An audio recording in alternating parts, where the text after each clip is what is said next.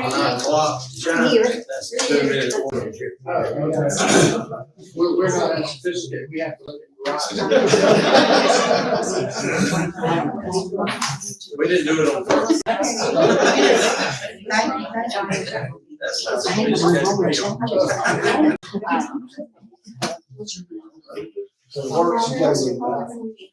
Yeah. Somebody would tell me about these things like 20 years ago. If we were smart, we probably would stop. Apple was much cheaper. That's hers.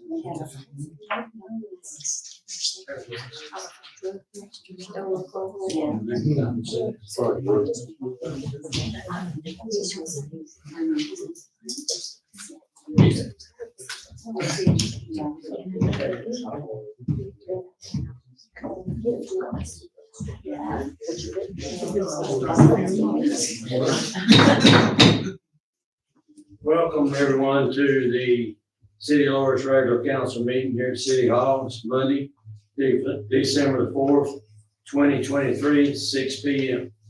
This time I'll give you the invocation. Lord, thank you for this day. Thank you, Lord, for every day. Thank you for our council. Thank you for our staff. Thank you for the citizens. Thank you for our surrounding communities. Lead us and guide us as we come together to make decisions for the city of Loris and help us make the right ones. Lead and guide us as we leave from here. Help us spread your word. In Jesus' name I pray. Amen. Stand for the pledge, please. I pledge allegiance to the flag of the United States of America and to the republic for which it stands, one nation, under God, indivisible, with liberty and justice for all.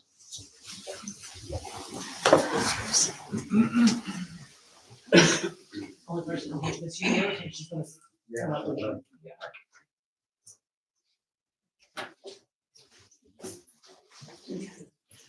Councilwoman Gauss. Here. Councilman Hardy. Here. Councilwoman Coleman. Here. Councilman Paget. Here. Councilman Suggs. Here. Councilwoman Vasconi. Here. Mayor Hill. Here. Okay, let's see, I got something to add in front of A, which is Chamber of Commerce. And that's, well, James Edwards and Neil James It's under resolutions. It's under resolution. is where? Under resolutions. On the second page. In resolution. Okay, good. I didn't know you got it in there. That's great. Okay, so we won't do that. We'll do the Arbor Day proclamation, first. So, Miss Ann Hewler. Miss Ann, Yeah, the noisy one, I apologize. that's okay. You had that proclamation. There we go. I think I can read it.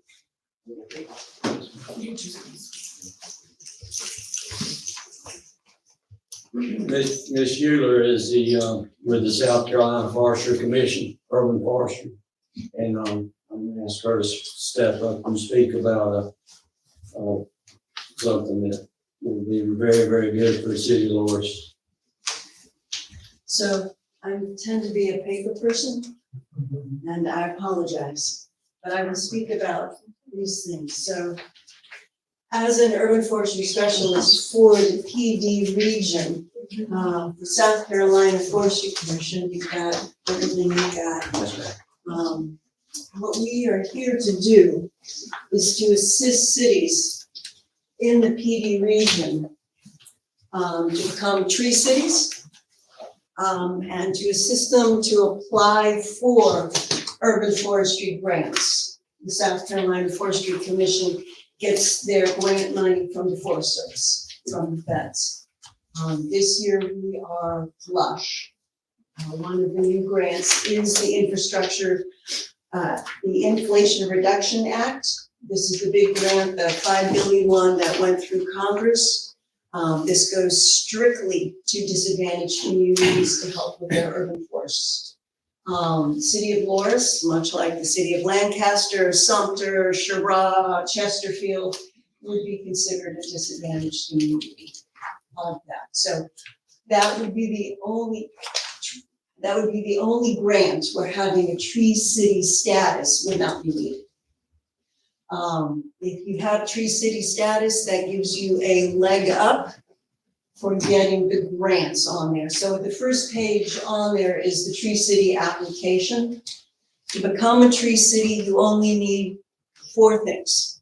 1, you need a public tree ordinance, which I discussed with Mayor Harrelson, that you need something about public trees, which is generally speaking, please don't cut them down.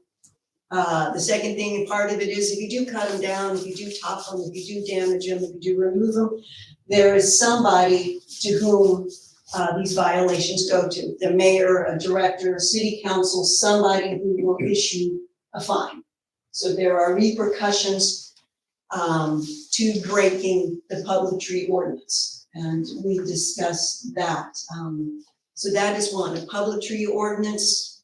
Please don't do something. If you do something, this will be your fine and this person will wield that power. The second thing is to have a tree board. Now, if the city had a division that dealt with public trees, that went around and pruned them, that went around and inspected them, went around and removed them, you wouldn't actually need a tree board. If you don't have like a public tree division, then you need a tree board. A tree board consists of generally 5 people. They apply for this, city council will bring them in, there's turnover in there. But the tree board is there to provide assistance, service to city council, to mayor about the urban trees. If they want plantings at schools, at parks, veterans memorials, they can assist in arranging that. They can assist in Arbor Day events. The tree board can bring in concerns from citizens about trees, hazardous trees, or they want a tree planted here or there. The tree board does that. It is of service, it is volunteer. But those are the first 2 things need is the public tree ordinance, a tree board that is within the ordinance. You have there, after the Tree City application, a sample ordinance, and this comes from Arbor Day. Arbor Day Foundation is the one who created Tree City almost 50 years ago. If you go to Arbor Day, Tree City, they have tons of resources for how to become a Tree City, the standards, what they need for it, and that is where the online application will be. So those, you have a public tree ordinance, a tree board within the public tree ordinance. The third thing is you need to pay $2 per capita on tree wood. This runs everything. You buy a chainsaw, you do that. That is my phone. I turned it off, but I do not have it on Do Not Disturb. I apologize. If you have any for mulching, watering, trimming, if you hire a landscape consultant, that if you have volunteers that come out and help, there's a volunteer salary thing that you can use. There are multiple expenses that can go for that. It's just $2. If you hire a tree service company, that often covers that because that's $1,000, $2,000 right there. Any of that, as long as it's documented. So you have a public tree ordinance, you have a tree board in the ordinance, you pay $2 per capita. Those are 3 things. The 4th thing is you celebrate Arbor Day. And in South Carolina, that is December 1st, but it can be any day you want it to be, any day. Nationally, it's the the last Friday in April, I think. South Carolina has it on December 1st, but it can be any day. If you have a memorial event that comes up, you can use that day. If there's tree planting in the school, you can use that day. Any day can be Arbor Day. And so Mayor has signed the proclamation. That is part of Arbor Day, is the mayor will read this out in front of media, showing that it's been signed, and that is part of the Arbor Day celebration. So those are the 4 things you need. I think at this point, when you were speaking with Mayor, the ordinance was probably all you really need to work on, is just getting a public tree and the fines in there. Again, Arbor Day can be celebrated any day. However, Tree City itself, the application ends December 30th for this year.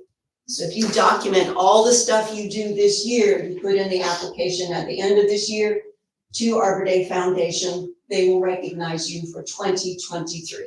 Now, this is every single year. So once you get this documentation done, if nothing changes, it's honestly copy and paste, right? You already know the path, you already know where to go. It's easy, it's just finding the documentation.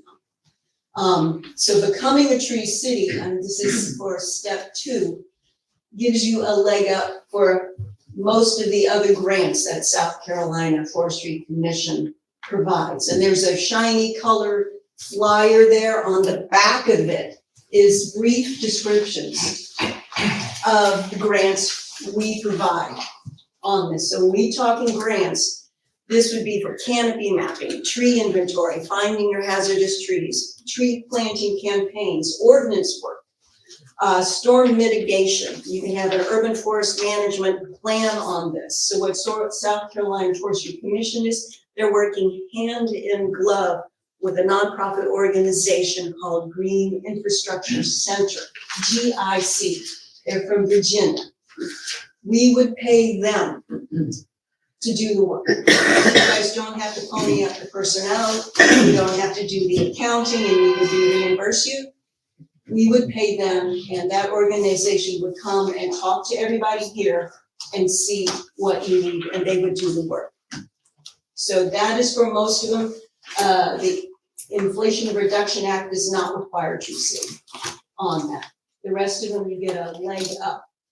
Communities that are Tree City, that are showing this step of dedication to their urban trees, get a leg up in receiving grant monies from us on that. These grants were flush now, mostly because of the Inflation Reduction Act and that huge bunch of money that's gone out. Right now, as far as I can recollect, only 7 cities in South Carolina have applied for any of these grants. So Loris has a chance, especially for the Inflation Reduction Act. If the city doesn't go through this year, you still put in for the survey, because the Inflation Reduction Act is still, you're on par with everybody else, regardless of them being Tree City or not. So there is, and in the papers there, a PDF of the survey. They have an online survey. If you go to South Carolina Forestry Commission Urban Forestry Grants, they will show you all the grants, and the online survey is there. The survey is just saying, do you have a tree canopy map? You go, no, boom, you move on to the next one. The survey is actually broken up into grants. If you see the titles in front of every single question, it's for tree canopy map. Have you got a tree canopy map? Have you done it? Yes, no. If it's yes, they go on to further questions. If it's no, you move on to the next. Have you got a tree inventory? Yes, no. If it's yes, it goes on to further questions. If it's no, you go on to tree ordinances. Have you had anybody come in? So this is letting you know what you have and may need. And it's letting people who read these surveys try and figure out what is best for you on that. And that's it. Nichols went through this and they were like, no, no, no, no, no, no, no. They were done.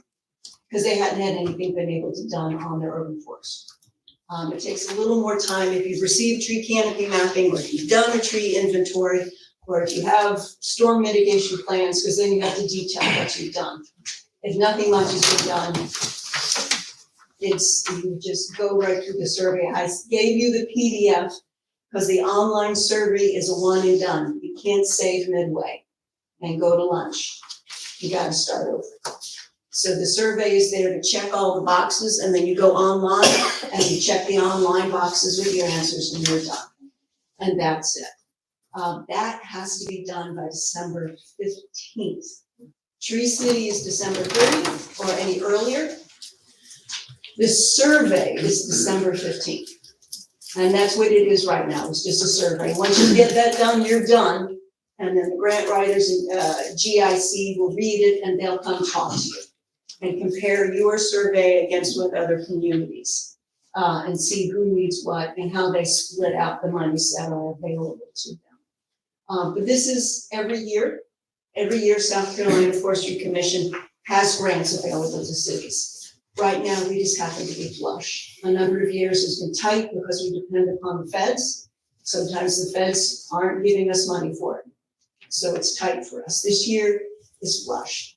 So I would, if you have the opportunity, try to get this Tree City, push it through. But the most important thing is to get the survey done, because at least you have a good fighting chance for the Inflation Reduction Act, regardless of whether you're a Tree City or not. The Inflation Reduction Act is a big grant. It may not come again the next presidential cycle. This was just Congress coming together and pushing this forward. You don't know what will happen again. This will probably not be an annual thing of $5 billion going to urban forests, disadvantaged communities in the USA. That's a lot of money. And that's just doesn't really happen at all. So Tree City done by December 30th. If you can just get it through, the Arbor Day celebration could be something as simple again as the mayor reading the proclamation, having media, having it posted on your Facebook site, on your city site. That's done. You can get the ordinance done. Boom, any documentation on the $2 per capita over that, that's done. And you can put that through. If not, you guys are prepared for next year and to whatever grants we have. But regardless of whether you get the Tree City in, please go for the survey. Okay? The money is there, the work is there. And I forgot to mention with the Inflation Reduction Act, GIC, the Green Infrastructure Center, will come and work with you for 2 to 3 years on getting everything that they can do and what the city can do for the urban forest, whether it's going through the ordinances, whether it's getting tree planting campaigns, partners with businesses, groups, any of that. 2 to 3 years, they will come in and work with you guys. So that's a big thing. So whatever you guys can do, the survey is sort of the heavy duty one. It would be good if you can get that through. Tree City will just assist in getting the smaller grants. So, and hi, yeah, The $2 per capita fee, is that an annual fee? yes, and Okay. whatever you spent that year. And again, if you paid a company to remove a tree, that's it. The Arbor Day Foundation, Tree City has a whole host of expenses. I gave a list to Mayor Harrelson on it, of just anything. Like I said, you bought a chainsaw, you bought loppers, you bought rakes, you bought mulches. Any of that can be expensive. City admin working on it, that salary can be an expense that you can put for the $2 per capita. That's, you guys have already got that covered. If you had staff out picking up trees, limbs from the road, you count their salaries as part of that.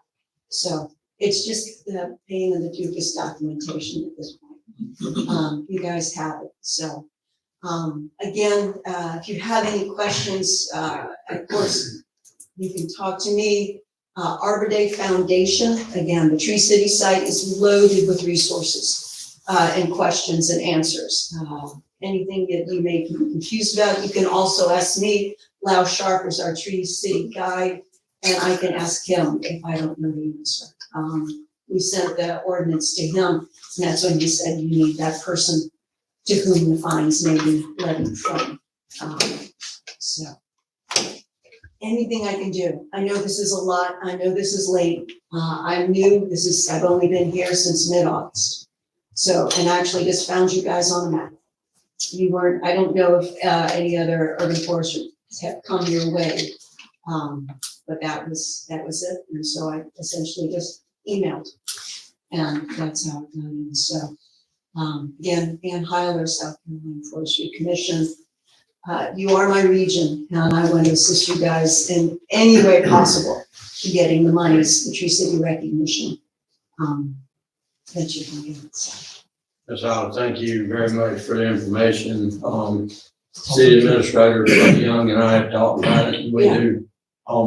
We meet just about everything now. okay, So, yeah, and again, yeah, I've already spoken to my congressman. So, All right, thank you for letting me talk, and I apologize again with the phone, I didn't put on too much stir. Thank you. Thank you very much for being here. I think that'd be great. We can be at Tree City, USA. So, spoke with Scott from the McLeod Lawrence Hospital, and, no news is good news. They're working on several different projects. Everything is going well at the hospital. They have no brand new news other than what I talked about last time. Talked with the mayor, coming up December 14th, that'll be Thursday week at 9 a.m. Christmas update. Is Jordan back there? I'll let Jordan give a little Christmas update on what we've got done so far. I think we've got quite a bit left to finish. Yeah, we do have a little bit left to finish on Mayor. We've got a few rigs put up. I think all those still need to come up. We're trying to work as hard as we can. I'm trying to get everything put up. So, I say we got at least 80% put up, so we're trying to work hard to get everything 100%. All the stars are completed, Also, so they'll be up so to you see those start popping up in different areas. areas that didn't have anything before, will have something now. Thank you. So, Lawrence Police and Fire, I got several different things I wouldn't normally have on here, and this is one of the reasons, because this is my last month as mayor. I'll be moving on after this month. I'm going to do something else. God had a better plan for me. But I got the Lawrence Police and Fire Department who we owe a lot to, who bent over backwards to do things for us and be good to us and take care of us and keep us safe. And also have the Lawrence Public Works that really do a lot of work. I mean, they go extremely hard even when people aren't looking. At 3 a.m, they're out there working, and they're working hard. And it's amazing as to what they get accomplished under the supervision of Jordan Phelps. Jordan has been fantastic. He came in here and busted out his water license, bam, bam, and he has been in the city working even when other people weren't. He didn't call them and say, hey, come do this. He just put his night clothes on and come on to Loris and work at 3 o'clock in the morning doing something by himself. And not many people will do that when they got somebody who can call and say, hey, I need you to do this. So Public Works has really done good. Loris Recreation Department, they have done fantastic. Sports tourism and our sports program has been fantastic. We got a team playing for state championship this coming Saturday in Florence. 10U boys playing football championship. It just doesn't get any better than that. But one of the things that I do have is I want to challenge the new council coming in. There's several changes. The new council coming in and the new mayor to keep doing what we've been doing, to keep our Christmas going, to keep our recreation department and our sports tourism, and supply this fire department, this police department with the things they need. Not only that, but the Public Works, when I got here, the equipment was worn out. And I challenge the new people to make sure that they don't have to work out with worn out old equipment and put their lives on the line sometimes driving this worn out stuff. I challenge everybody that comes in to do that, because that's making us great, and we need to stay that way. Now I put you last, Samantha. Chamber of Commerce now.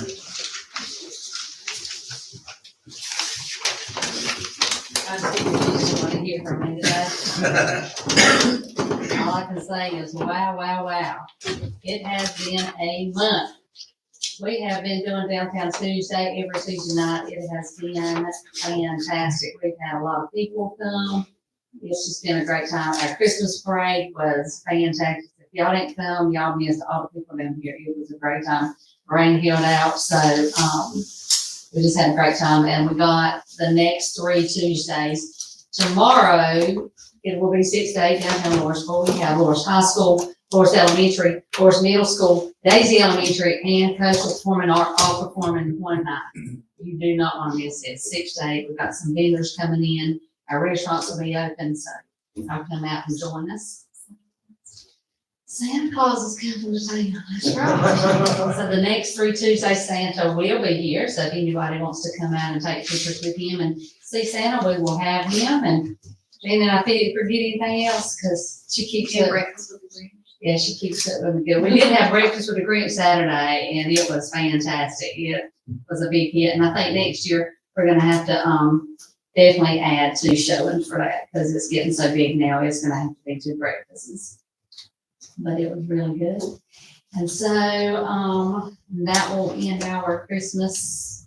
The 19th will be the last Downtown Tuesday. And then we'll start all over again and see what we can do.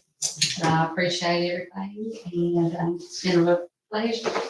And I wish you good luck. Thank you. Let me say something about Samantha and the chamber and what they do for City of Lawrence and what they've done for ever since I got here. They have been fantastic. They all get out there and they work, and when everybody leaves, Samantha's still there. Before everybody gets there, Samantha's there. You ride by a random night at 9 o'clock and she's there. It's amazing to see her do what she does. And then her people at the chamber, they come in and rally behind her, and they all work so well for City of Lawrence. I can't give all of them enough thanks, because they have done so much for us, bringing people to the City of Lawrence and people having fun. And the children and the parents and the grandparents, just at the Grinch breakfast alone, just to go to that one event and to see how much joy was in that room is amazing. And it's not just that one event though, it's time and time and time again. And that's what she and the chamber bring to Lawrence. And we really appreciate it, more than you will ever know. Thank you, Samantha. Thank you.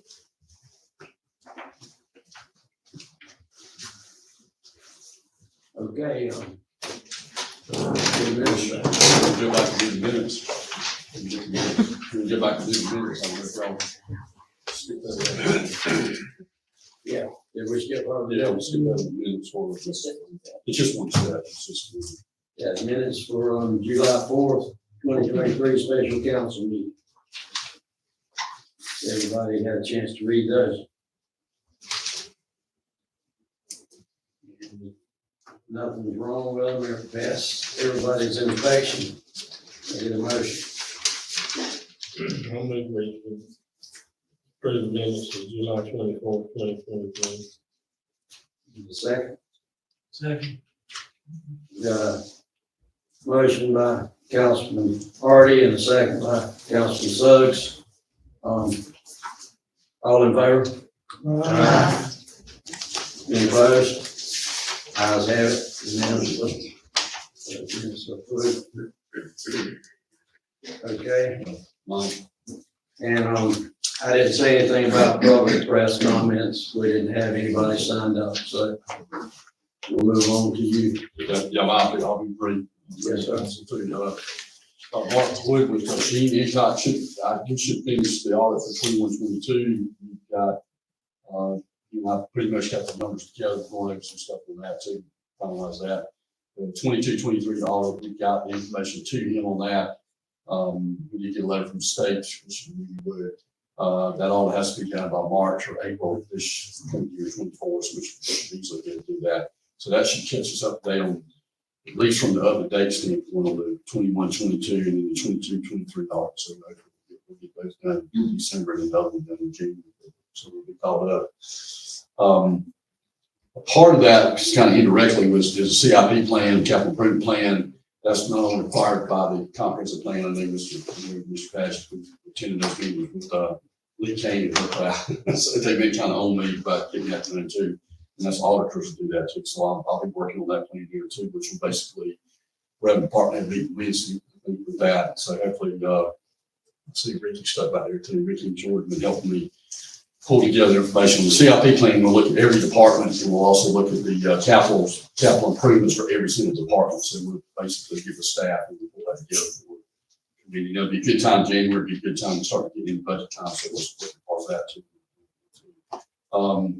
There are some grants that are coming out, and she has left, but I've put 5 or 6 of those grants for Forest.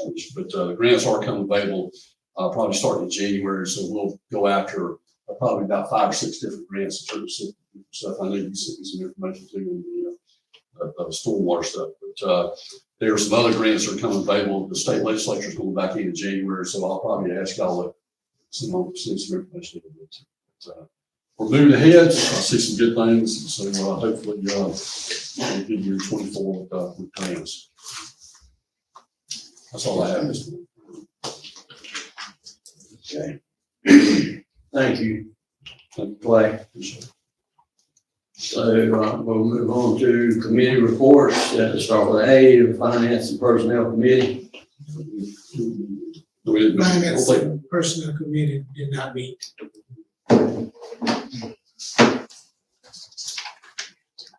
Public Safety Committee.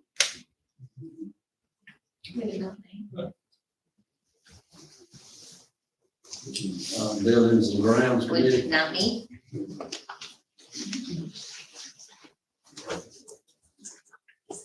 Recreation Committee. Planning, Annexation, and Economic Development Committee.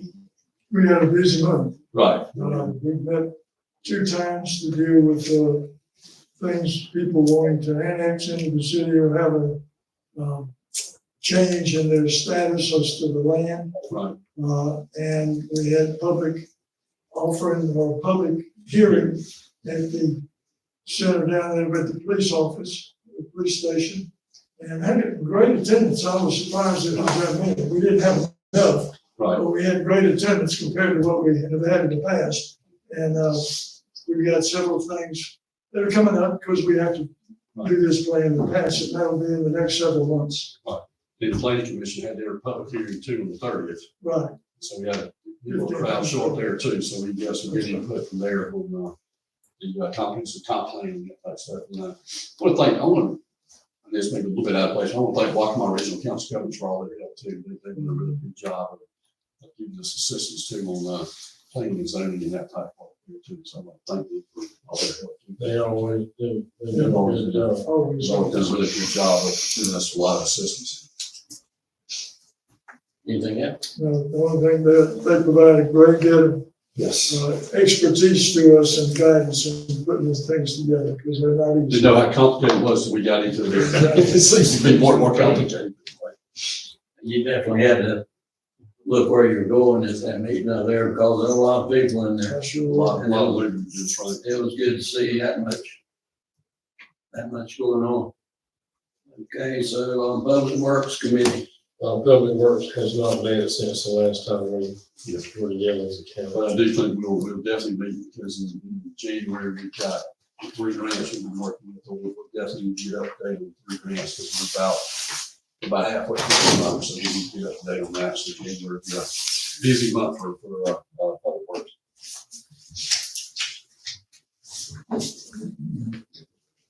Okay, thank you, Captain Martin. Move on to ordinances. A, first reading ordinance 15-23. Y'all asked, Meredith, who's with our planning and zoning department, help us on that too. This is dealing with business license, and I know the state of South Carolina every year wants us to do certain requirements. And I think Meredith, you did give out this little I think sheet here, and it's actually kind of gives you a little update of what they won't change every year. You can see here, it goes all the way out to 2032. yes, But, they put out a good handout. yeah, this is coming from South Carolina Municipal Association, so this is the changes, just to make sure everybody understands, this is the changes they're recommending statewide, so it's not just a single board. So it's every city in South Carolina that are dealing with business license will have to follow the same guidelines. So all we're doing here is asking city council, I think for this fiscal year, in 23, they're asking for just some minor changes. Yes. So very, very minor changes, but this will keep us in compliance and keep us in with what the municipal association is asking all the cities in South Carolina. This, the only thing that's being updated for this, and it'll take effect, whenever the license year begins, May 1st of 2024. And we did talk with municipal association, they prefer to have this passed before the end of 2023, but second reading being after the first of the year, as long as it's took care of before the license year renewal starts, they're fine with that. Essentially, we end up updating this schedule, the Appendix B, which is the class schedule, every other year. That was what the Business License Standardization Act required, was that portion of ordinance be updated every other year.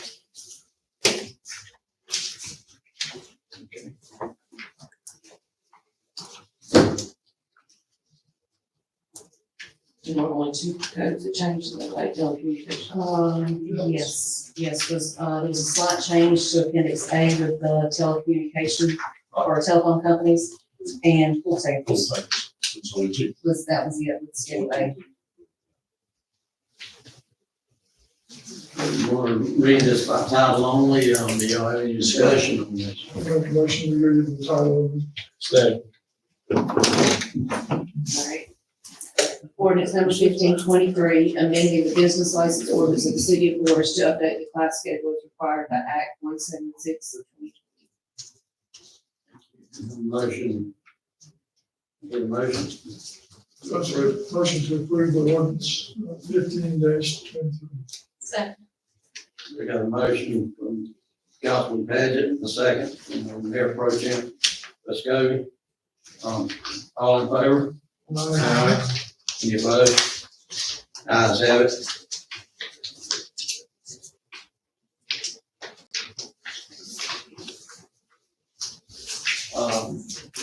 B, first reading ordinance 1623. Annex. Yeah, this is a piece of property came to us and the planning commission met with it on the 30th and they are recommending approval. It's across from the elementary school. Yes. Yes, it's an existing single-family dwelling. Their request is to connect to our water and sewer.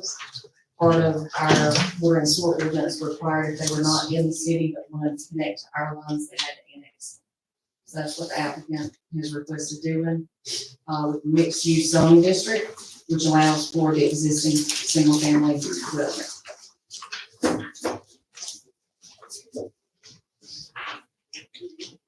Okay. Council, any discussion or motion? Make a motion that we read the ordinance of annexation by title only. And second. Second. We have a motion and a second, all in favor? Aye. Any opposed? Ayes have it. Motion passes. Read that. Ordinance number 1623, an ordinance of annexation, whereas pursuant to the South Carolina Code of Laws, 1976 is amended, section 5-3-150. A petition has been made for annexation by Gabriel Cypher, the landowner of property located in the southwestern side of Highway 9 Business East, and further described as parcel number 185-02-03-0028. as set forth on the Horry County GIS mapping system, including any and all highway right of way. Make a motion, we approve ordinance for annexation, ordinance number 1623. Second. Got a motion and a second. All in favor? Any opposed? Ayes have it. Unanimous. Motion passes. C, first reading ordinance 17-23. Yeah, this is the ordinance of dealing with, North Cox Road, we have that community. They come to us and, planning commission met with them, and talked, looked at it, and the planning commission, for the annex, and they actually came to us and said, hey, what do we need to do to make sure we follow certain guidelines set up by the city, so therefore, they kind of went off our lead to set up how they would put the houses after the meeting, so therefore, since they've done that, planning commission, I think, felt more comfortable about letting the annex or proposing the annex, and since anybody got any, is that my place? Yes, and they were the same as the other one. We're going to connect our water and sewer, and that being the requirement to annex in. They actually had to go through the pre-annexation process because they were not continuous initially. They did do that, and then once they were continuous, they're now going through the full annexation process. Anything else? Mr. Clay? Huh? Anything else? No, like I said, Council? Anybody have any questions or like to make a motion? I make a motion to approve first reading of ordinance 17-23. 17. 17. 17-23. Yes, sir. We have a second. We got a motion from Councilman Hardy and a second from Councilman Suggs. All in favor? Any opposed? Ayes have it. Passes unanimously. Go to D, which is first reading of ordinance 1823. yeah, 1823 deals with the text amendment change from the zoning ordinance and land development regulations of the city, to basically get us to, deal with private driveways and public roads. And what we did is very similar to what Horry County is based on that. It was a little sheet dig along with the actual ordinance and part of it. If you want to explain some of the details on that, so they know. So the ordinance in the packet is roughly 40 pages. But the handout that I gave at the beginning is some slides from our planning commission meeting, which kind of give an overall summary of what this ordinance is to do. So right now, our ordinance provides that streets are to be public. There's no alternative stated in the ordinance for how roads are to be built. And if you look at the handout, it has a comparison between our current and Horry County's requirements. As far as even the thickness of the roadways, we are not too far with what Horry County requires, which is somewhat in line with DOT. Basically, this ordinance would create options for private roads, access easements, and shared private drive easements. And with the shared private drives, an amendment to that ordinance would state where the setbacks are defined. Where normally it would be from the property line, but with an easement, that setback would be measured from that easement line.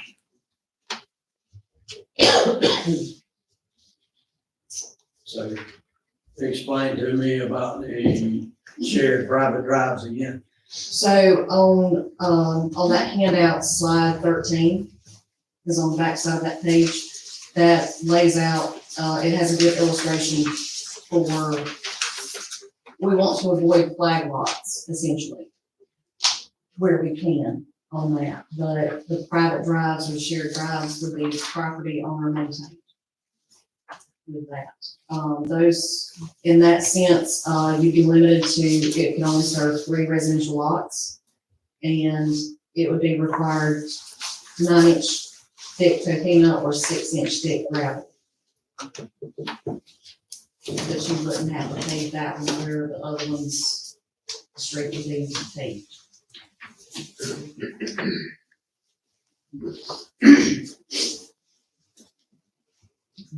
Private drive's always been a sort of scary thing to me. Yeah, and they- They must people can't stand private drives. Council have any questions? Motion?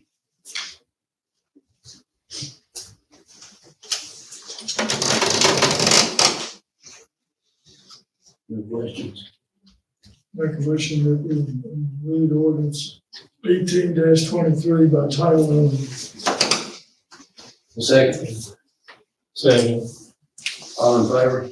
Uh, Any opposed? Ayes have it. I make a motion that we approve ordinance 18-23. Ordinance number 1823, an ordinance to amend the zoning ordinance and land development regulations for the city of Loris regarding access, streets, access easements, and shared private drive easements. Make a motion to approve ordinance 18-23. Second. We have a motion and a second. All in favor? Any opposed? Ayes have it. Read ordinance 1823. We have a resolution here, and at this time I'll introduce James Edwards and Neil James from the Horry County School Board to step up here and speak. Glad to have y'all here. Glad to be with you tonight, Mayor and council members. On behalf of the Horry County Schools and the Horry County Board of Education, I would like to thank council for their support of the district's Purple Star designation. We're excited to be the 12th district in the state to receive this designation. The Military Child Education Coalition provided the district with invaluable resources, training, and support, and we are proud of the efforts of our teachers, staff, and students that have made this possible to create a welcoming environment for military-connected families and students. Just some information to note. Like I said, we're the 12th district in the state in named a Purple Star District. Horry County Schools has completed the following steps to earn this designation. We designated a staff point of contact for military students and families. The point of contact serves as the primary link between the military family and the school. The individual can be a counselor, administrator, teacher, or other staff member. And we established a dedicated page on our website featuring information and resources for military families to check those out. We created a student-led transition program to include a student team coordinator, and we provided professional development for additional staff on special considerations for military students and families. So despite not having a military base within Horry County, we're still home to one of the largest military populations in the state. I'm pleased and honored to get this designation, and thank you for your support. You know, one thing I would add, service is not free. And service comes with a sacrifice quite often to the families. Believe it or not, even though we don't have a military installation in our county, we have over 1,700 students that are affected by the military, either as an active member, a reserve member, or a National Guard member. So to have students that are faced with, parents leaving, coming and going, we've had a number of students that have, this is their third school this school year. So we don't think about that. So this is an opportunity for us to create a welcome, nurturing environment for those students. So we're very proud that we received the Purple Star designation. We're very proud of what you've done, and we thank both of you for what you do for our children here and the rest of the school board at the same time. It is amazing the accomplishments that's been made. We'd like to thank you from the bottom of our hearts. I think it would be appropriate if you would read this resolution, and then we'll. Yes, ma'am. Okay, sure. Resolution number 0823, resolution recognizing Horry County Schools for receiving the Purple Star designation from the South Carolina Department of Education. Whereas active duty service members and their families require assistance when transitioning from one community to another. And whereas Horry County Schools received the Purple Star designation, which is awarded by the South Carolina Department of Education to schools that meet the needs of military members, veterans, and their families. And whereas Horry County Schools is the 12th school district in the state to receive the Purple Star designation. And whereas South Carolina Purple Star schools adhere to the Military Interstate Children's Compact Commission guidelines, which address specific educational transition concerns unique to military-connected children. And whereas under the compact, each school connects educational achievement from previous schools, so military-connected students receive the same help they need to stay on track for academic success.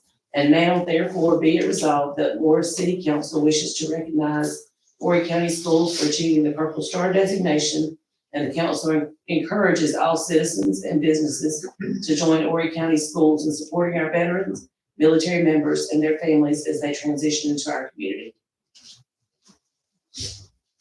Thank you, Brandon. Now, it's time to get a motion. I make a motion that we adopt this resolution 08-23. We need a second on that. Second. All in favor? Aye. Any opposed? Have it. Resolution number 08-23 is approved by. Thank you very much. Thank you. Thank you.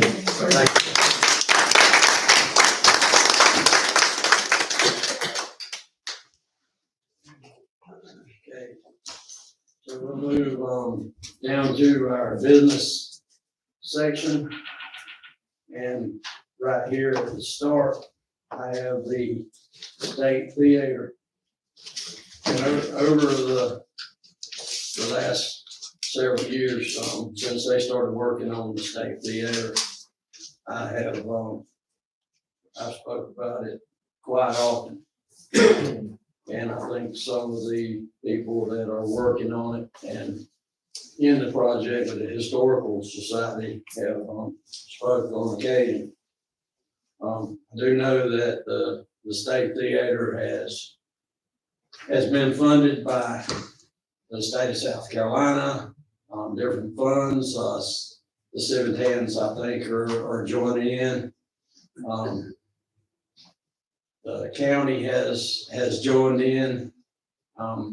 Who else has joined in with adding funds to the theater? Samantha?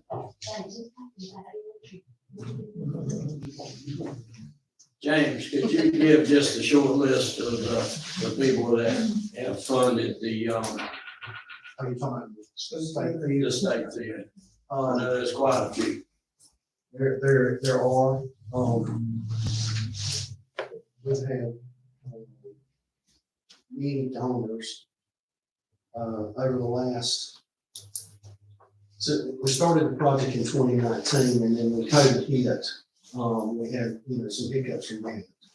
But I think we have,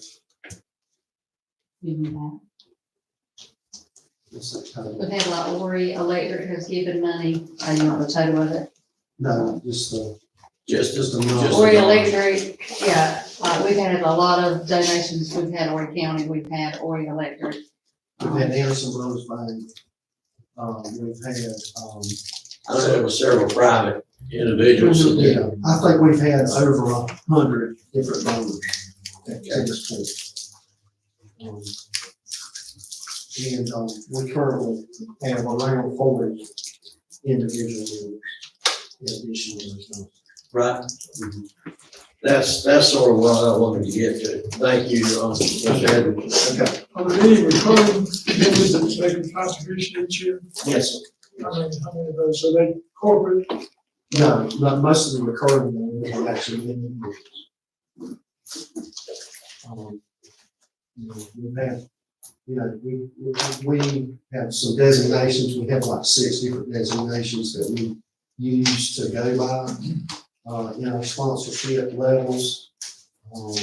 We have like a 250 level or 500 or 1,000, maybe 5,000, 10,000, that kind of thing. And we've kept those names, and I think initially we had 20 different patron donors to start with. So, Do you get something from the state each year? no, we have not. We have gotten something from the county on 2 occasions through our council. Or actually 3 of them. Mr. Harvey had some, Mr. Paul had right there initial investment. And then we had some from Mark Causey as well, but they did some. We've had, a different wide variety of different donors, different resources. But it still takes a lot of funds to get all that done, because it's a pretty big building, as y'all get into and see. So, Well, thank you. thank you. I know at this time, the marquee hadn't been done. There's floor coating that needs to be done. They're in need of tables and chairs.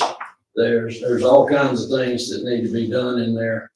And, I would like to see Loris, seeing as how it's actually in downtown Loris, being on Main Street. I think that the city of Loris should donate this project. I'd like to challenge the city to do this and try to help a group of people that's trying to help us. I think it's only right. The city's used it for no fee most of the time from the historical society. And the chamber arranged it. And I mean, we had 200 people in there this past Saturday, just in one event. And all those people that were in there were not living right down the street. Some of them came from 20 miles away to be in there at that event. And after that event, they went shopping and things like that. We had police officers meeting there. They had chief of police from all over the state that came there and admired the building, and we've had quite a few things happening there. And I'd just like to challenge City of Loris to give some money to the State Theater Historical Society to help finish up with these projects that they've been struggling to finish. I think they need a roof right now. I mean, there's a number of things that they need help with. And I think it would be ideal for the city to chip in and help with something that's helping us as a city. So, anybody has any questions or statements or anything else? I appreciate any comment from anyone sitting on this council. Why don't we get Mr. Edwards to get with Clay and kind of show us what the needs are? Maybe we can make a proposal to council, Clay. Okay. I'll be glad. No, It's fine, no that'll problem. be fine. This should be something that the hospitality fund should be able to be used for, I would think. Seeing as how that's what it does, draw people to the city. I appreciate that. Thank you, Councilman Sutter.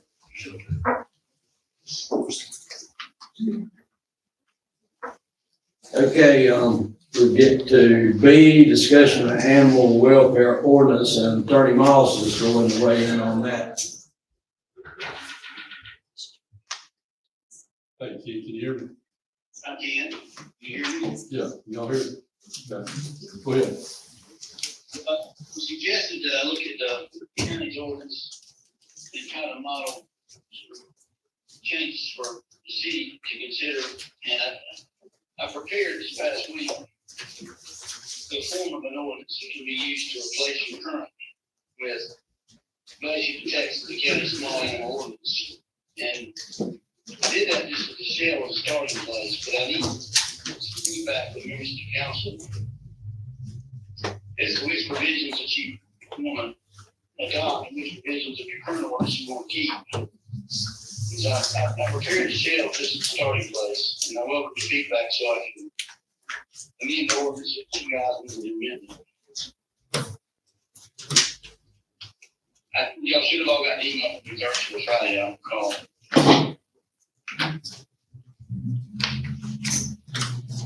Everybody get that? The county's ordinance, I know you not, for example, the county has a shelter, and Doris doesn't have in the budget any funds to adopt, to create a shelter. And there's another provision in the county's ordinance that we could adopt the county's ordinances, and that's to enforce it in the city limits of Doris if you chose to. So I highlight those provisions in the draft I sent you because those two provisions really are inconsistent with Doris adopting a revision of the ordinance. But I'm just looking for a little feedback. Perhaps in a committee meeting, if y'all want to attend a committee meeting, I will, or if y'all want to have it in a full council meeting. I'd like to see a separate meeting where the public is invited and we as council members can put, after we've had an opportunity to read the ordinances a couple of times. Because there's things, it's sort of like the Bible. When you read it once, you get something out of it, and then when you read it again and again, you get something different out of it. And I've got several questions myself about it. And we want to do what the community needs and what the needs are of our animals in the city of Lawrence. Because I think the last amendments to the animal ordinances were even before I came to the city of Lawrence 50 odd years ago. So, but I just need to make no question about that. And we want to meet the needs of what the community thinks we need with this. And we don't have any funds for right now. We don't have a shelter and we can't afford to build one at this point. So I think it's a project in growth. But we can certainly make amendments to our ordinance to protect our animals. Anyone else have anything to add to that? I agree with what he's saying, that more people involved in it, you probably have better information of what their wants and needs are. But I know this has been brought before us quite a few times, and that sooner is better than later because it's already later. I think that as soon as that can be arranged, if we can arrange that and get everybody together, and anybody that can't be at that meeting, please email questions or suggestions or whatever to Brandy at the city of Lawrence, so that you will have representation and you'll have your thoughts. And I know several of you already have shared some of those things, and it's definitely noted because I love animals and I want them to be taken care of too. It's just terrible to see how some animals are treated. And we just don't need to have that. I would really like to see a shelter in the city of Lawrence at some time. And so sooner the better later on that also. But the sooner we can do that, the better. So, thank you very much for that, Attorney Moss.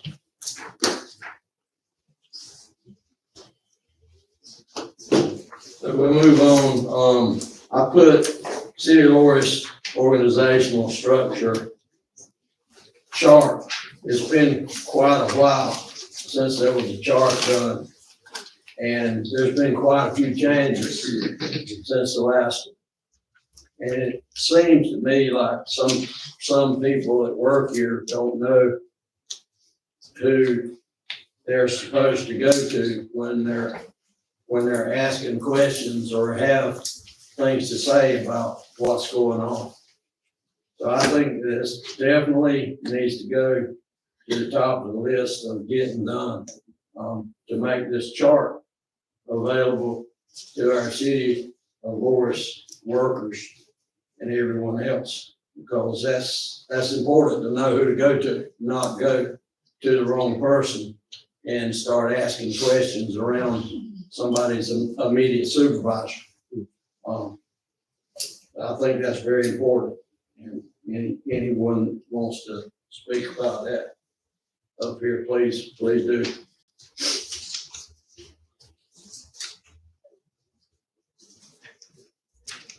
Okay, the employee handbook. We recently did the employee handbook, approved. Yeah, so we're meeting with the department heads on Thursday. One of the things we're trying to do now is finish up with some of the job descriptions and trying to get that together. Because that will tie in not only with, like you said, that will not only tie in with the organizational structure, but also tie in with the actual job description, will actually tie into the employee handbook. So if we can do evaluations and stuff based on the job description. I feel like we got a handle on it. I know Gary's got, he's already got a lot of his already done through the police department. So that part's really much in the rest of them. We're doing this relation with some other input we got from other city counties, we got South Carolina, and also we think, once we get that part of it, then the employee handbook and the organizational structure, hopefully will come together. Is that way, as you know, the job description too, what the name of the job description is, you know, what duties are required, you know, how much education is required, what who you report to, it'll show all that change, and that way you can pull it together, you know, the structure a little bit. See that. Sure. And we're trying to make sure they're all formatted the same and that Right. the type of pay they get is correct, because some of them say exempt or non-exempt, and shouldn't say that, or, you know. So there's just a lot of little changes that need to be made, and some that we don't even have one that we can find at this point. There probably was one, but we've changed computer people so many times so we're just looking for things from other cities that we can duplicate for the most part. So we'll work with the department heads and hopefully let them approve what we've done.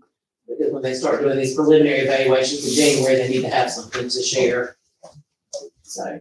Yeah, and also too, you got the ADA requirements, you know, for all job descriptions, you gotta have ADA requirements, and there's disabilities requirements that are attached to that particular job, so we make sure that they're somebody complies to that too. I think that's important to.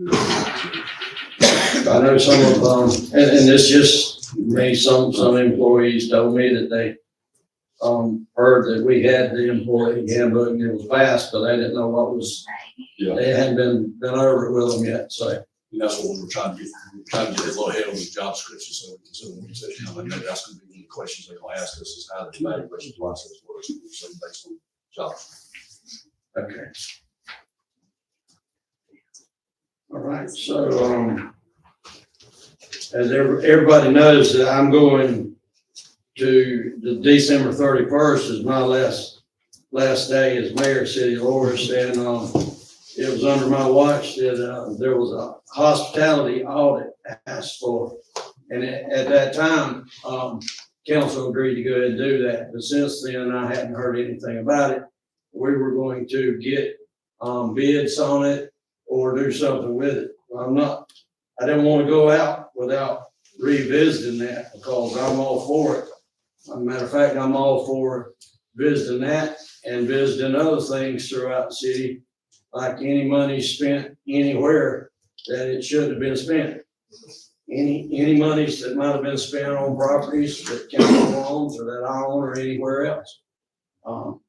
I think that if we're gonna audit things, we should audit everything. So that needed to be put here, and what council does with it is, that's completely up to council. But I didn't want to leave it hanging while I was still here. So I brought it up tonight for that reason. If anybody has anything to say on that or at a future meeting, I just want to bring that up because I don't, like I said, I don't want to leave anything hanging when I'm not mayor here anymore. Okay. So F, meter reader position, it's my knowledge, I don't think that Loris has ever went a spell without a meter reader. And at this point, we have a position open or not open, I'm not sure. Because we have a lot of different people reading these meters. We don't have any one person reading them. And, it puts some of our guys behind the 8 ball, I think, on a regular basis, because you got one set of people here reading and one here reading and one here reading. And, one might get it done quickly and the other one might not. But, I just want to make sure that where we're at with that before I go out. And, I don't have a whole lot of time left, so I loaded up on stuff here. But, that meter reader position, my understanding it is open, and I'll jump down to H where there's a street department position that came on when he left. It was also, which leaves Vaughn in the vehicle by himself. It's been posted for a month and a half at least, Okay. and we do have a couple of applications. I think Jordan was waiting to see if we got any additional interest before we set up any interviews. Okay, thank you. Because he had very minimal, applications, maybe just one or two. One thing, Mayor, we got to keep moving forward on this. We're getting these, radio read meters installed, so that'll take a big burden on one person to do the meter reading. That's right. If you got that, if it's like, you No, know. I agree with you, because I think that grant we got through the state, through the Rural Infrastructure Authority will give us funds, available funds needed to replace get all the read meters up. So therefore, That's really what we're we've got about 20-25% of them done now. And then hopefully this grant, we've got some money in there for the grant for it, of course, the year, that would basically get us all. Therefore, I do agree with that part there, is the read meter, so therefore, technically, drive around, like we normally do, but it's not power company, something like that, so it'd be, you know, I just have to get out, read meters, still buy the radio, pick up signal, too. But we had, when I got here, I think Esau read the meters, all by himself. He actually read the meters all by himself. And now we got 8 or 10 people that can't get all the meters read. And that definitely needs to be addressed. So that's what I got to say about that. So we'll go to G. We'll go back to G for the global admin for the Loris Police Department. Chief, can you give us a little information on what that global admin is all about? I know we talked about it before, but nothing has never happened. We've talked about it, in our public safety community. We actually had a recommendation in our whole council meeting for that to be adjusted to be. The reason why it's important, we've been audited back in August, and we still can't close it out until that takes place. So right now, we're not compliant with Let's See This. And Say that again, it's right. I'm not aware. we're not compliant with Let's See This, so our audit can't be closed out until that takes place. And our recommendation was Larry Williams, because he is our last sub, he's the one that does all the internet, all the computer stuff. And he does the IT stuff for the city of Lawrence already. So one or two things have to happen. Either he has to become the global admin in order to be able to keep the security of our sieges information, or we have to go on a whole separate system, which is very costly. It's not recommended to do that.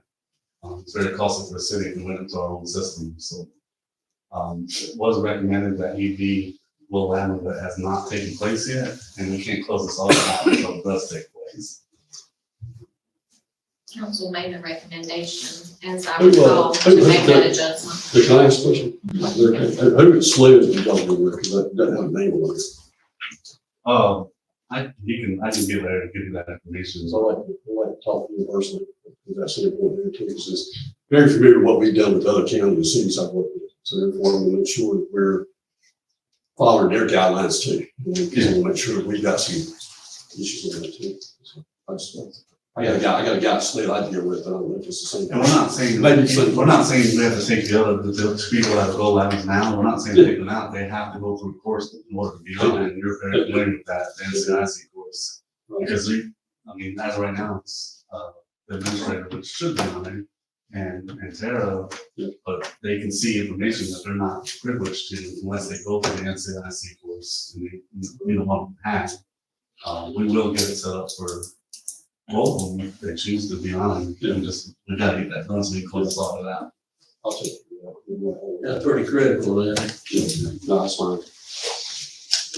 Thank you, Chief. Thank you. Okay, so we'll go to, replacement of the police car. We had we actually have two cars now, but the one that I wrote down here specifically was damaged in a flood in the hurricane. What was the name of that hurricane? That last hurricane we had. It was actually on Meadow Street. Flooded out, yeah. Where the car flooded out. Right. Mhm.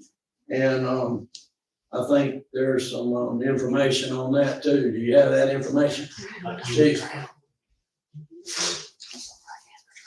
Well, our guys are down two cars and they can't protect this city without cars. We've got, I think one of the cars is we've got, is that right? One of the cars, is Juster come by? The one car, yes, that's being taken care of. This is the car that deals with a personnel issue. And we're still trying to get solved that information, but there's no communication whatsoever on it, so we're just trying to find out what's happening with it. I'll give a question to you. They were submitted the information to me, so we have to proceed. What I put in here is all of the communications that we've had. And like I said, we have a personnel, so that's something we have to deal with in general sessions. Okay. It's definitely, something we need to take care of as quickly as possible. It's the, Caprice. So, Now, the other cars, the Juster team looked at that, all right, so he's already got that one. Yes, that one's taken care of. That one's being, we're just waiting on numbers on that one. This one, we just sitting on front of it, we have no idea what to do with it. it's been there sitting there for 2 or 3 months. So whatever we can do to speed that along, we definitely need to speed it along. And since August 31st. Thank you, Chief. The water and sewer spreadsheet is how I have this wrote down. Now, golly, probably 8 months ago, I started asking about a water and sewer spreadsheet. Well, there's been so many different things going on throughout the city with water and sewer. And, water bills, sewer problems, needing to spend money in the system, which we do have grants for. But I suggested 6-7 months ago and asked for a water and sewer spreadsheet so that that we could present that and show all of that information to the citizens of the city of Loris, so that they know exactly what everything was and what it was all about. So that would show the city citizens the numbers. They need to know the numbers. They need to know what's going on. And I said this from the start. So if the citizens know what's going on, it can be put on a ballot to be voted for, and the citizens could vote. Hey, we're gonna save money on water and sewer if we sell the Grand Strand, which is all out there for everybody to, I mean, it's all over the street, people talking about water, sewer bills, whatnot. But if we get that spreadsheet and we present it and show everyone within the city what's going on, then they'll have the knowledge to actually go and vote at the polls to what to do with the system that's got pretty high water bill prices. So it would be my suggestion to move forward with getting that spreadsheet and showing the citizens what they actually have and what we're actually dealing with. So that's my suggestion, that we do that. And we let the citizens decide once and for all what happens in the city they live in. So, anybody have anything that they want to share with about that?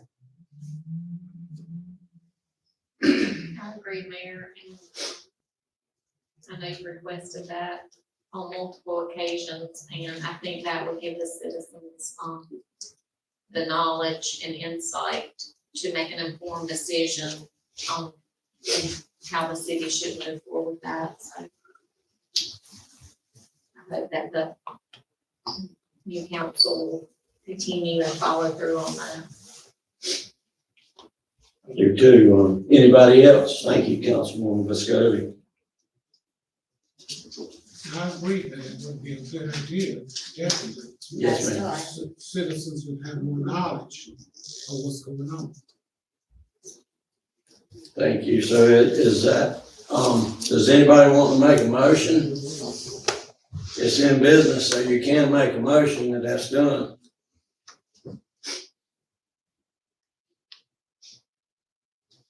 I'd like to move that we follow through with this, request. Investigate the water and sewer activity and present it in spreadsheet form that, citizens can see what's happening and see what the advantage might be to continue as we have, or to go sell to Grand Strand Water and Sewer. And as you said, vote, that the citizens vote, making that decision. So we got a motion from Councilwoman Joan Goss to follow through with this water and sewer spreadsheet and what she said. I second. We got a second from Councilwoman Andrea Coleman. So, let's vote on this. Councilman Goss? Yes. Councilman Hardy? Yeah. Councilwoman Coleman? Yes. Councilman Paget? Councilman Suggs? Yes. Councilwoman Visconti? Yes. Mayor Coulter? Yes. So that motion passes unanimously. So I have some personnel things wrote here on business. And, probably need to discuss that in executive session. I have heard several things that come to me from the street, from different people saying they heard such said at City Hall, they heard this, they heard that, and that's some of what that, we don't need to have, but that's pretty much a no-no, in my opinion, that City Hall personnel speak to people out in the public about what's going on in City Hall so far as the matters. That came to me anyhow. Okay, we'll go to the appointment.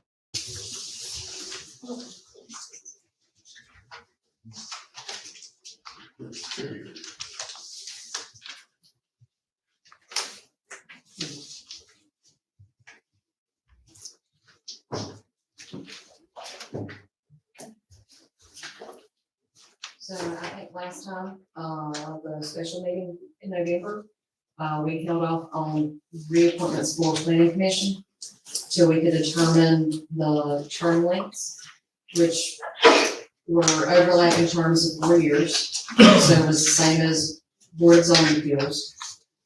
So we have three current members that need to be reappointed, and then one that needs to be filled. And we have an application to fill for planning commission.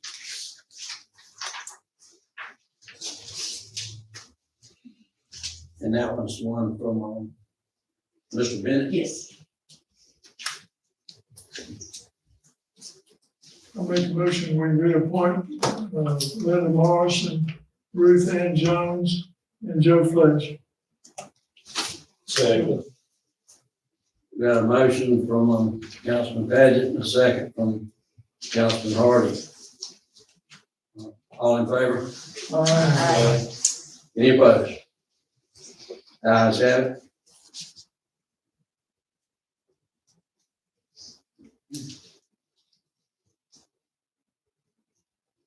So, on Mr. Bennett, Do we need a motion on Mr. Bennett? And that's for which one? He will be replacing Mr. Thomas Brockton.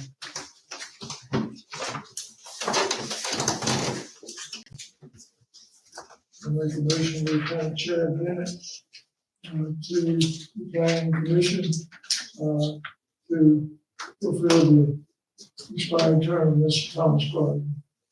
Second. We got a motion and a second. All in favor? Any opposed? Motion to appoint Chad Bennett approved.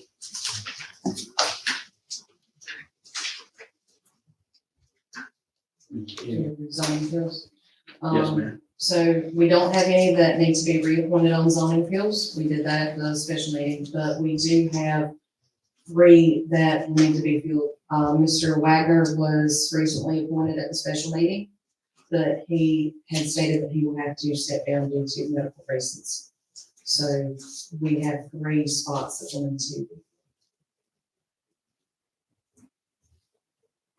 I do not have any applications for those currently. Okay. Did y'all in the audience hear that? Don't have any applications? So we've got plenty of blank applications for those who are interested. Just point out, the board of zoning appeals committee is rarely ever meeting. Because the only time it's needed is if somebody has something that they want to appeal to the zoning ordinance to change it sometime for a particular job. So, you get on it, don't worry about me. We don't have a lot of people lining up to sign up for committees, so we sure need them. Okay, well, we'll move on to departmental reports, if that's all on that. So, Public Works Department, is, Jordan Phillips. You can be tied up. Well, we'll go to, let's see, code enforcement, we got a, we have something on code enforcement.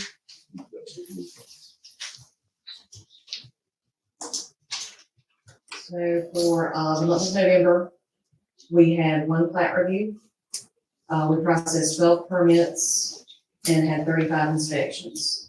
We had 4 complaints, which we followed up on and followed up on some previous complaints.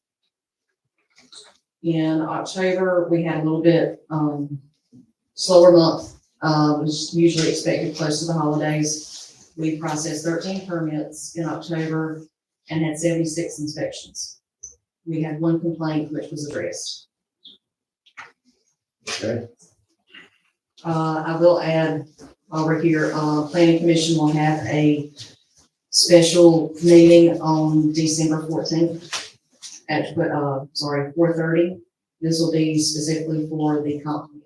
Additional elements will be discussed and we'll kind of do a walkthrough with that. So we encourage all council there. What time is it? 4:30, 4:30. and that'll be here at City Hall.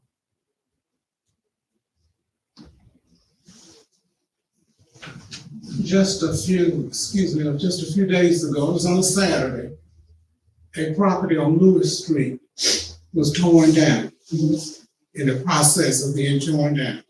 Yes, ma'am. And we called the police office. And policemen went there, found out they did not have a permit. It was a Saturday, with no permit. One was issued for that property. It was tearing down a residential structure. It was issued, she just didn't have it with her. But a permit had been issued for that tear down. Yeah, I spoke with Wayne about it, and he was familiar with it. So, Okay. yeah. Thank you. Okay, let's see, we'll go ahead and go to recreation department if we have anything. I spoke with Woody this morning. He gave me a few notes. You want me to share those? Yes, please. So as you mentioned earlier, the 10U football team will be playing in the state championship this Saturday. November 9th at 11 a.m. in Florence versus Pickens. We're really excited about that. Basketball signups are still going on through until December 22nd. Right now, the numbers are low, but he expects them to pick up in the next couple weeks, but to ensure that we have everything here that we need in time, that December 22nd cutoff will be a hard date. So, he's gonna advertise it some more on the, recreation Facebook page, and I'm gonna put it on the Facebook page for the city, just to make sure everybody's aware. But, so that's going on. We did get a park grant for this year, that is for Hannaford Field for this upcoming year. He's already working on getting some quotes for, roof replacement on the dugouts, painting the wall, some irrigation things that need to be done. Just so he's working on those things. He's also working on getting a quote for the ceiling that needs to be fixed inside the building at Watson Park. We put the windows in and the roof with the last grant that we received, but there is a place in the ceiling that has fallen down. So before we can rent it or let anybody use it, that's got to be fixed. So somebody's big with somebody more for a quote for that. Good. And he said he'll probably bring in a service to deep clean it, just because it hasn't been used in so long, once we can get all the repairs complete. And then the last thing was this past Saturday, they were supposed to have their last tournament of the year. That it was moved to Sunday. He said it was very successful. They did good bit with concessions, but that is the last one until February 24th. So that's his update. Okay, that's good. I'll tell you what, anybody went to see those young men play football, I went to the last game where they won, and, it was exciting right on up to the last quarter, and then the Loris boys, they found a burst of energy, and they just scored like crazy. And, it was exciting. They just shut them right down. They meant to come home with that trophy and come and give them another shot. So hopefully, it'd be great if they went and they had a lot of people there from Loris watching them play. And it's really easy to get there. It's not even an hour drive. It's great. So. Mayor, may I add to that as well? There wasn't anything, posted on the recreation department's Facebook page concerning the girls the girls volleyball team for 14U. They did go to state, on November the 18th. They were very competitive. They had great sportsmanship. They did win, their first match and took a tough loss in their third match. But I'd like to recognize them for making that mistake as well. I'll tell you what, anybody hadn't never seen girls volleyball, you need to come see that too. I believe they can hang with those boys playing football. Those girls, they jump on that hardwood floor, and they're done passing. Thank you, Councilman. Okay. Mr. Mayor, may I ask a question going back in code enforcement? Yes, ma'am. When if someone tears down property, I'm talking about like that was done, completely cleared the lot, do they have to give their intentions as to what they plan to do at that spot? No, ma'am. They essentially a violation letter was issued for the property being for maintenance. And the property owner decided that it was more cost efficient to tear down the structure than to repair it and bring it to the current code. So that was why they went that route with it, because they tore it down to it. But essentially, whatever they decide to put back there has to be compliant with the current zoning ordinance. Yeah, that's one of the things that held it up to start with. They wanted to rezone it, and it would have been spot zoning, and they had. They wanted to go to a business. 25 years ago, it was a body shop and whatnot there, but then it just fell down, and that's what held everything up.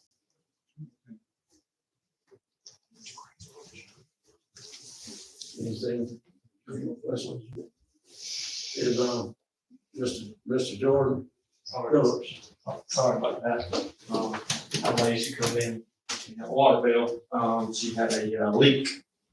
So she was help on that, so, or she had already filled out a leak just before, so I told I get to it first thing tomorrow, so they have a route for that. She had a substantial leak, so hire Bill, so see if she can get some help with that.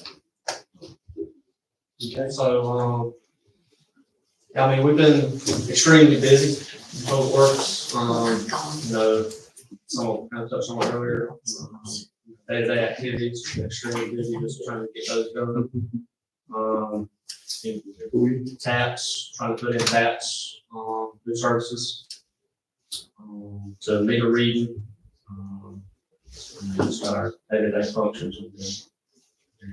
I think we moved ahead with Horry County grant too. We got about, hopefully, I think Ryan Hayes is from Virginia, he's pretty close to getting that done. That's the extension line from the water line from Walnut Street out to Business 9, which would be, it's a big project, like almost like Horry County for helping us. And, we finally got the contract. Thank you, Brandon.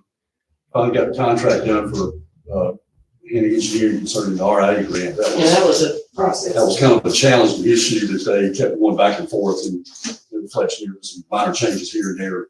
So we finally got that done. The state's okay. The state's happy with that. So we finally got all that documentation needed to, so we finally got them ready to get it. So hopefully, they're on a pretty tight schedule, as I say, because that grant, the RA grant's got to be completed by 2025. Yeah, so June 2025. So that it sounds like a long time away, but it's really not. So it's a pretty extensive project. It's going to be done in the Missouri. So talking with Mr. Ryan Hayes and his crowd, he's doing that. They're on the fast track trying to get this done.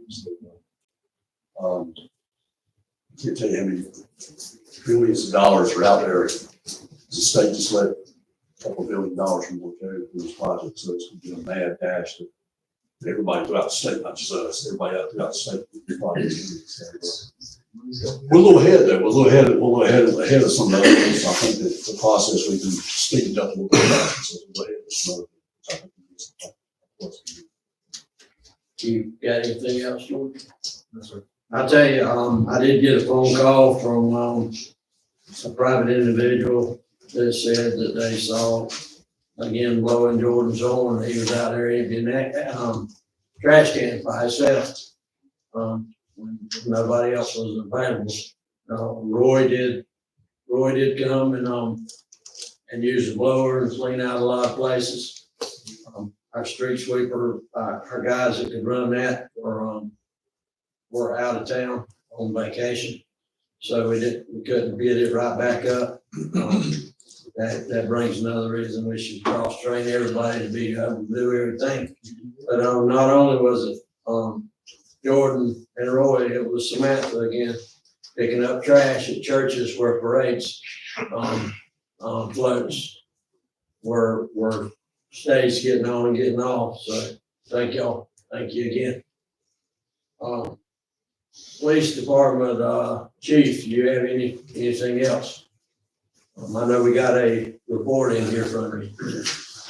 Yeah, it's the holiday season, so, with the holiday season comes a lot more theft.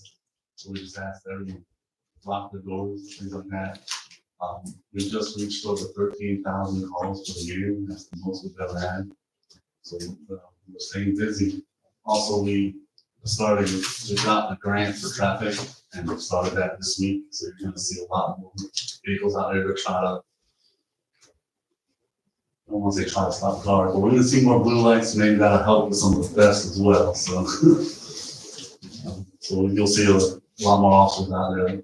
It's an overtime grant, so it's 100% reimbursed. But we'll have officers out there throughout the month of December regularly. I know this isn't on business or anything, but I know in the past we've talked about the signs, the radar signs. What are those things? Just radar signs? Is that what they call? They check the radar and record the speeds on the different. We talked about that. Yeah, it gives a report on how many cars come through. And, right. And how fast they're going. And what time they're going at, and so it gives y'all a tool to use so you know when to be there, basically. So it's like having an extra officer observing the area. We have a few of our Fox Bay friends that asking. Right. Well, it would be nice if our could be, if that was one of those. Thank you.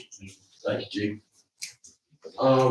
So we, last but not least, fire department, we do have Assistant Chief Kent Wright here. Do you have anything you want to add? I don't follow them. This year, this 6 months, one of these, the first 6 months, we had 587 calls. Average about 100 a month, but I think we're gonna start 1,300 calls this year. So just be safe this Christmas, and enjoy it, and praise God for it, man. If you got a Christmas tree, make sure you keep it watered. This is true. I know our fire department has been known to have more calls than any other fire department in the state. Business station, business volunteer station in the state. I mean, it's amazing to know that and to find out things like that. So, thank you. We just had one structure fire the last 6 months, but that's all. Rest has been medical calls and alarms. Thank you very much. Okay, I get a motion to go to executive session and discuss all of Forest High School project personnel and contracting matter. Second. All in favor? Any opposed? Ayes have it.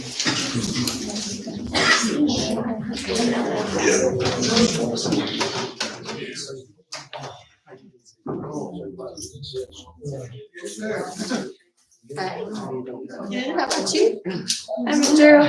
Hey. How you doing? I'm good. How about you?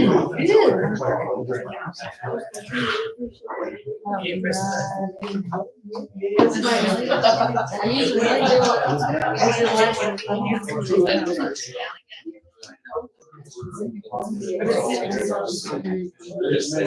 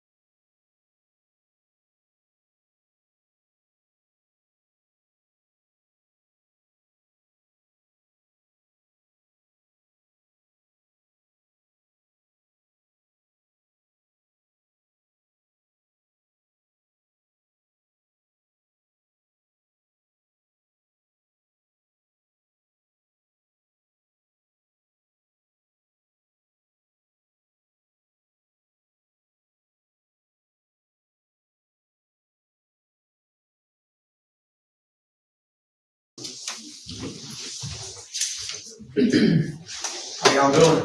Good. I made it back, didn't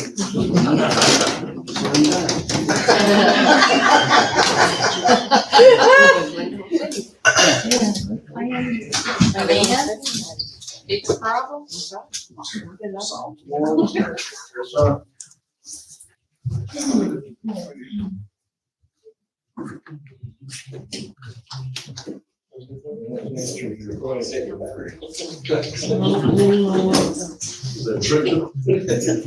I get a motion to come out of executive session? Come out of executive session. There was no action taken in executive session. I got a second? Second.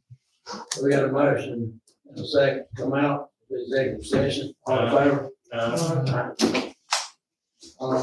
Mayor, before we close the meeting, I just want to thank the citizens and City Hall and all the workers and fellow council members. I really enjoyed my time serving on council over the last several years, and I wish everyone on council and the city the best of luck in the upcoming year. Thank you, Councilwoman Pasco. You have been awesome during this time and accomplished a lot. I'm gonna say something too. It's been some of the best time that I've had in my city is to, be a part of the city of Loris and serve as mayor. I think we've made great strides, and I just hope Loris will continue on the path it's started on. So, it's been fantastic. Thank you to the citizens. Thank you to City Hall. Thank you to all the workers. Thank you, council. God bless everybody, and, it's been a pleasure. And, so we have a motion. I made the meeting adjourned. Second motion. So we got a second, a first and a second. All in favor? Meeting adjourned. Don't pass those papers without. Yes, ma'am. Oh, she's got a pen up there and everything. Yes.